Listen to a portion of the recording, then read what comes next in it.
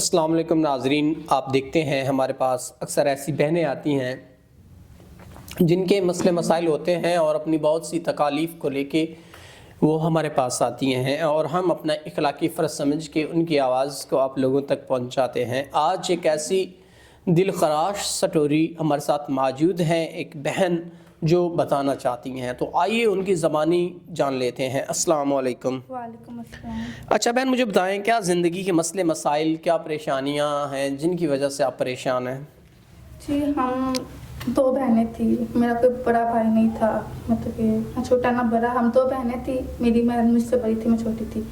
تو اس کی شادی ہوگی۔ ہمارے یہ رواج ہوتا ہے کہ جب لڑکی کی شادی کرتے ہیں نا تو صرف والدین رشتہ دیکھ کے، نہ لڑکی کو دکھاتے ہیں نہ اس کے گھر والوں کو، صرف والدین رشتہ دیکھ کے، مطلب کہ اگر ان کو پسند آئے تو وہ ہاں کر دیتے ہیں، نہیں تو منع کر دیتے ہیں۔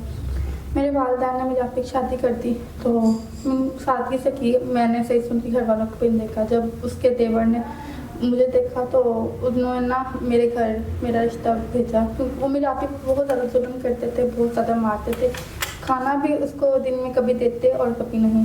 اور جب ہمیں اس بات کا پتہ چلا تو میرے بابا نے نا رشتے سے منع کر دیا۔ پہلے تو انہوں نے کچھ نہیں کہا، ایک دن میں کالج گئی ہوئی تھی تو وہ آئے، انہوں نے میرے والدین کو مار دیا۔ جب یہ بات ان کے گھر پہنچنے سے پہلے جب یہ بات میری بہن کو پتہ چلی تو وہ اس گھر سے بھاگ گئی، اور اس نے یہاں پہ جب وہ آئی اس نے پہلے تو سارا الزام مجھے دے دیا، سب کچھ تمہاری وجہ سے ہوا۔ اس نے کافی مجھ سے لڑائی کی اور اس کے بعد اس نے خودکشی کر لی۔ تو آپ کی بہن نے خودکشی کر لی تو اب آپ اکیلی تنہا رہ گئی ہیں، تو اب آپ کیسے اپنی زندگی کو آگے سروائیو کر پائیں گی اس مشکل سی دنیا میں؟ جنہوں نے جب میرا رشتہ مانگا تھا نا تو انہوں نے صورت دیکھ کے مانگا تھا، تو میں چاہتی ہوں کوئی ایسا انسان جس کو صورت سے نہیں سیرت اچھی لگے، تو میں اچھا ہو، میں اس کے ساتھ نکاح کے لیے تیار ہوں۔